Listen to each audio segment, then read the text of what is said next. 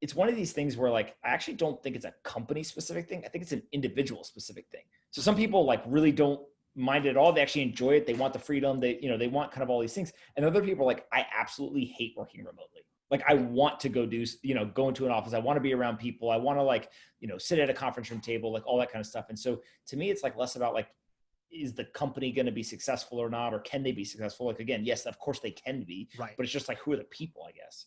Yeah, that makes sense. I think two things. I think people are missing the big story about this remote stuff. So most people are thinking about, at least people I see kind of on Twitter and whatnot, is like, oh, how is my job going to work? Am I going to be remote? Am I going to go into these like little co-working pods? Is our office going to open back up? And they think like that's the extent of the change that's happening. But what's actually happening is actually in some ways much more scary for that person, which is I live in Silicon Valley, right? People here are divas. They're like, making a ton of money and unsatisfied the whole time, and like expenses are really high and all this stuff. And what's going to happen is when you're remote, you don't have to pay Silicon Valley prices for talent anymore. So it's not going to be the problem you're going to have isn't, do I prefer working out of my kitchen, or do I want to come in 3 days a week or 2 days a week or 5 days a week to the office? It's going to be, holy shit, they just found somebody in Canada that's going to work for a third of my price. And so most people are going to, when the talent pool opens up to global, because the default work system is remote, either remote only or remote friendly, then people who are, you really have to be a 10Xer to get paid like a 10Xer. And most people think they're a 10Xer because they're getting paid like it today, but that's just because they happen to be, an engineer, designer, or PM that lives in, the Bay Area or New York. And that's why you're getting paid these like, high wages. But if you're sitting on Zoom and so is some guy in Pittsburgh or Czechoslovakia, you're not going to be making, $500,000 a year anymore because I don't have to pay that anymore. I'm getting the same output or better for somebody, a faceless, output person. Just think about it like they're just going to measure output per Zoom endpoint. And, that's going to they're going to pay 80 grand for it or 100 grand for it. So I think companies are the ones who win big in the end with this, and not so much the individual employee. Well, it's companies, and then it's also people who are potential employees but don't currently work at the company, right? So if you are anywhere internationally, for sure, a huge win. And then even here in the United States, if you're in the Midwest and certain areas right now, all of a sudden you've got much more opportunity, and you probably actually get paid a premium on what you would get paid locally. Which is still a significant decrease in cost for the company that was exactly. It's a win-win, right? Company gets it at half the price, and I get double my local wage. So they're happy. And so there's that phrase like, talent is universal, but opportunity is not, or something like that. That's what's going to happen. The talent that is already universally distributed is now going to receive a larger share of opportunity to earn and prove themselves than is happening today. Same thing's going to happen on the funding side, where cool, if I'm doing all my funding over Zoom anyways, then I don't just fund Bay Area companies. I'm going to fund companies everywhere. So more people get opportunity. Do you think that there ends up being these like pods or remote workspaces?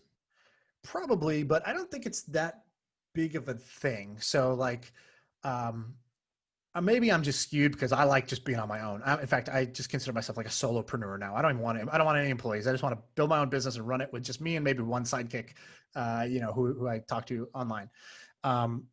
But yeah, I think people will have co-working spaces because not everybody's house is like kind of suited for it, and companies will need to make concessions and say, cool, you can go get this space. Kind of, we have spaces in every city center that you can go work at, and it's co-working like WeWork or Regis or whatever. But I don't think it's like what I saw the question on Twitter, who's like, are groups of kind of friends from different companies going to like form their own little co-office? It's like, yeah, well, like in the sitcom Friends, that will happen where like, they meet at the Perk every day at 3 p.m. and like, they live in New York in these like, that's not real. Like that's a show, that's a TV show, and that's not real. And so, just think logically, most people are not going to like set up this like very perfect scenario where my best friends from different companies get together and we pal up in a co-working space. I don't think so.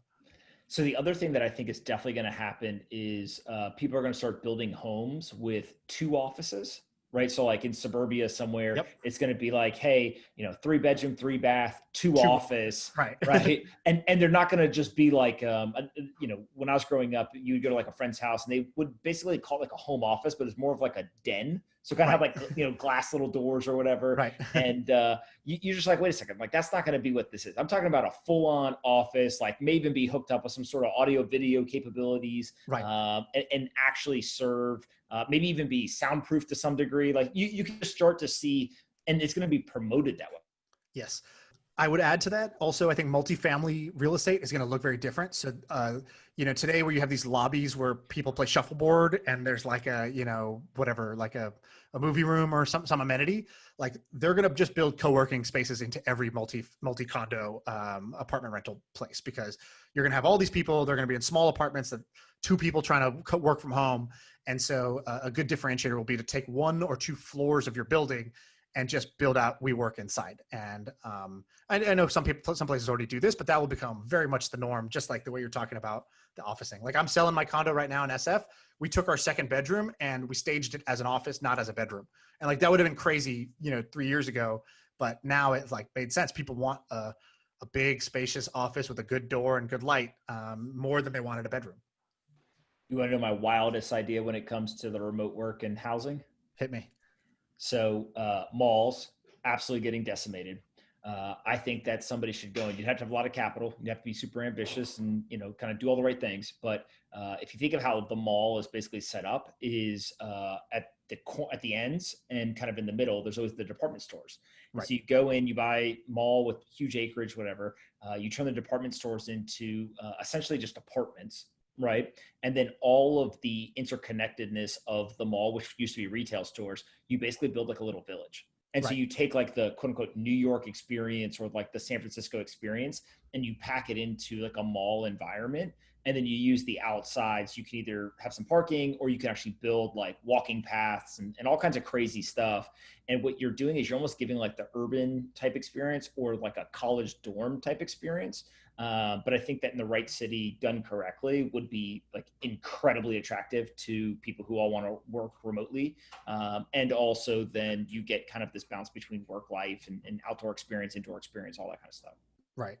Yeah, totally. And if somebody resonates with that, now's the time, because now you'll get a $70 million property, for 22 million bucks right now. If you go try to buy up these malls that are dying and all their stores are dying and all that, it's either that or they become, Amazon distribution warehouses. Like it's going to be one of the two. Like it's going to be an endpoint for e-commerce, or it's going to be co-working with froyo shops in between.